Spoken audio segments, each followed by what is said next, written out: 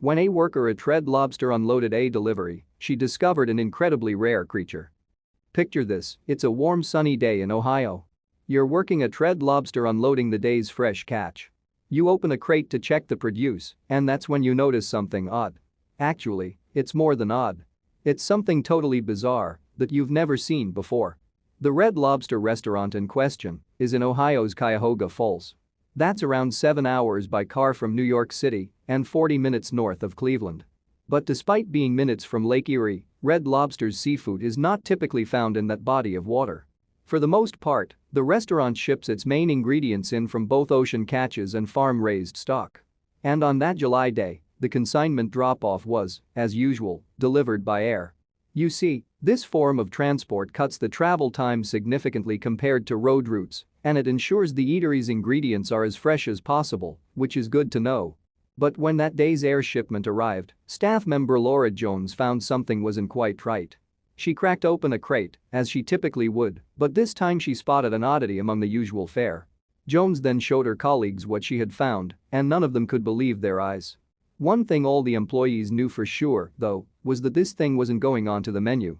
That's because what they found lurking in the shipment was actually an incredibly rare discovery. But what makes this even more surprising is that Red Lobster goes to great lengths to prove where its ingredients come from. The company writes on its website, "We support and follow regulatory efforts that manage fish populations and mandate our suppliers comply with all applicable laws." To achieve this, Red Lobster abides by regulations set out by the Total Allowable Catch Organization, which monitors fish populations and manages fishing quotas. Today, Red Lobster is a chain seafood restaurant with more than 700 sites across the United States, but its beginnings were more humble. The company was founded in 1968 by Bill Darden, who opened a lone eatery with the help of his family in Lakeland, Florida. And the restaurant was to specialize in his favorite cuisine, seafood. According to the company's website, Darden believed that everyone in the U.S. should be able to enjoy the best quality seafood, however far they're located from the coast. Then, just 2 years later, his restaurant caught the attention of food conglomerate General Mills. With the company's investment behind it, Red Lobster went on to open new locations across the country. Red Lobster's menu evolved throughout the 70s and proved a hit with customers nationwide. The restaurant chain's popularity surged at the end of the decade after numerous famous advertising drives. On the back of that success, Red Lobster was able to establish a site in Canada in 1983 and went on to devise themed promotional events, such as the now traditional Valentine's Day Lobsterfest. These days, Red Lobster operates sites in 11 countries, including Qatar, China, Japan, and Ecuador. Its website adds that the company hires 58,000 staff and is the world's biggest seafood restaurant. Not only that, but the firm also has plans to expand further. Yet, despite this global expansion, the seafood restaurant chain claims that it knows where every piece of seafood it has served has come from since its inception in 1968. Red Lobster also says it apparently avoids catching at-risk sea life. The staff at Cuyahoga Falls might disagree with that. Like most restaurants, Red Lobster's range of food covers main courses, appetizers, soups, salads, sides, and desserts. The eatery serves lunch as well as dinner, and it offers an array of party platters, family deals, and kids' selections.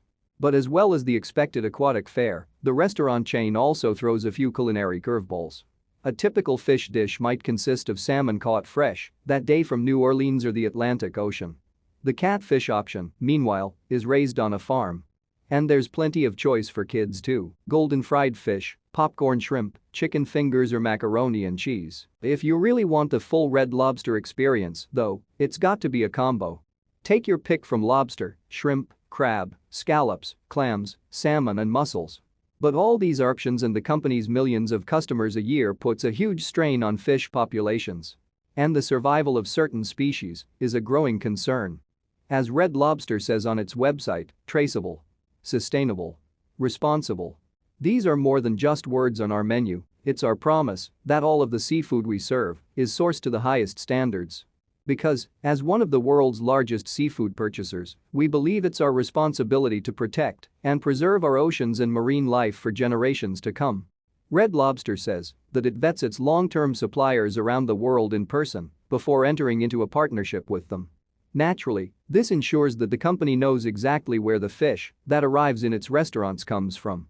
The chain can also ensure that the delivered produce is of the highest quality. The seafood restaurant claims that its suppliers comply with sustainability guidelines within the fishing industry. And these standards are regulated by official bodies such as the Global Sustainable Seafood Initiative.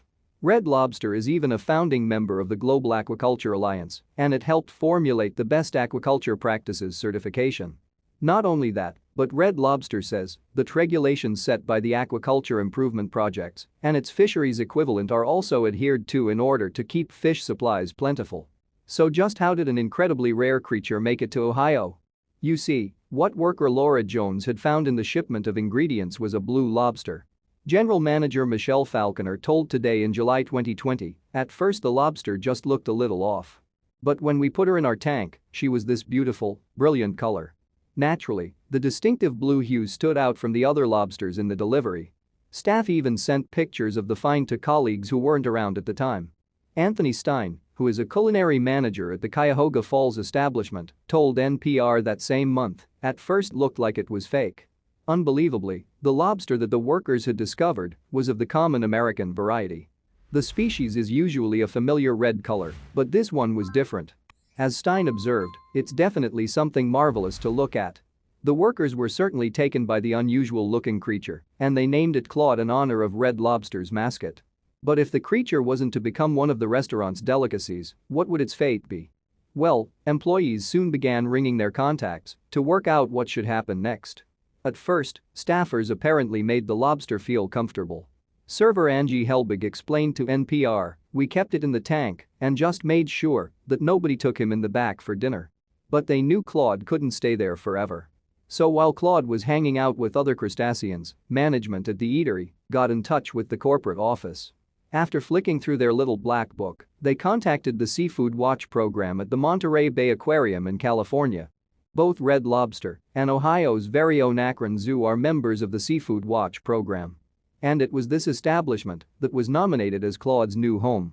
Days later, the blue crustacean was transported to the zoo's aquarium, where staff had prepared a tank for the lobster. And by all appearances, the creature settled in well. Manager of Akron Zoo Animal Care Kathleen Ballo explained to NPR, "Staff sprung into action. They prepared a suitable area and made a cage so the lobster would feel comfortable." She then drove to Cuyahoga Falls with a co-worker and a large cooler filled with cold saltwater to collect the zoo's newest addition. And of course, having traveled so far, Claude was in need of a checkup, so vets performed tests on the blue lobster upon its arrival. Ballo told the publication, "There is a little bit of wear and tear from its journey, but the crustacean was otherwise in good shape." However, the zoo made another interesting discovery: the lobster was actually female. Claudia, as she was renamed to reflect her gender, is truly an incredibly rare find. In fact, it's widely agreed that there's as little as a 1 in 2 million chance of coming across such a lobster. It's a statistic that's supported by the University of Maine Lobster Institute, even though its former director Robert Bayer told the BBC that this figure is just a guess. Bayer told the BBC in May 2016, "The chances of this happening nobody really knows." His comments, meanwhile, relate to a couple of fishermen in Canada who found 2 blue lobsters within days of each other off the US Atlantic coast. However, Professor Sir David Spigelhalter of the University of Cambridge in the UK believes that the guesswork may be accurate. Rough estimates suggest that 200 million lobsters are fished in the North Atlantic annually, according to the BBC. Therefore, if the 1 in 2 million guess is correct, then only 100 of the crustaceans would be blue. Spigelhalter told the BBC, "For 2 blue lobsters to be caught 3 days apart, quite close to each other, does not seem at all surprising. I would imagine it happens most years." Nevertheless, 1 in every 2 million lobsters is still a pretty long shot, so Akron Zoo is treating its new inhabitant with care. But just what is it that makes a lobster blue? The genetic mutation that creates the abnormality causes increased production of a particular protein, which apparently creates the blue coloring. Charlie Ellis, who works as a research assistant at the National Lobster Hatchery in the UK, described lobster colors to the BBC. He said, "The American lobster is usually a sort of greeny brown, so anything bright blue would look very odd to fishermen there." Ellis continued, "European lobsters tend to be a duller blue color. The real sort of iridescent blue is still rare here, but the difference is that, to a European fisherman, it will seem less completely out of the ordinary than it would seem to a North American." Regardless of how infrequently they're seen, though, other colored lobsters are even more rare. For instance, the yellow variety makes up around 1 in 30 million of total stocks, according to the Lobster Institute. And the albino lobster is an even rarer find. The BBC added that chances of discovering one of those is around 1 in 100 million. Bayer went on, whatever the odds of catching different colored lobsters, there's no denying that bright blue ones are truly beautiful creatures. They might not be the most unusual, but they are undoubtedly the best to look at. Indeed, it is the hope of Akron Zoo that Claudia will eventually make it into a display for the public. Vincent Jeffries is Akron Zoo's Director of Marketing and Public Relations. He told Today, shortly after we introduced Claudia to her aquarium, she started moving rocks around to create her own cave. That was a good sign, it means she's doing well. However, she must shed her shell in the fall in order to continue growing. Claudia is actually in isolation at the time of writing. It's Akron's policy to quarantine new arrivals for around 3 months due to safety. Eventually, she will be housed alongside other lobsters. Although she will have her own tank due to her variety's preference for a cold water habitat. Akron is also reportedly offering limited numbers of sponsorship packages to raise funds for the lobster's care. For $50, fans will receive an adoption certificate, a picture of Claudia, a lobster plushie, in blue, of course, and a list of facts about the creature.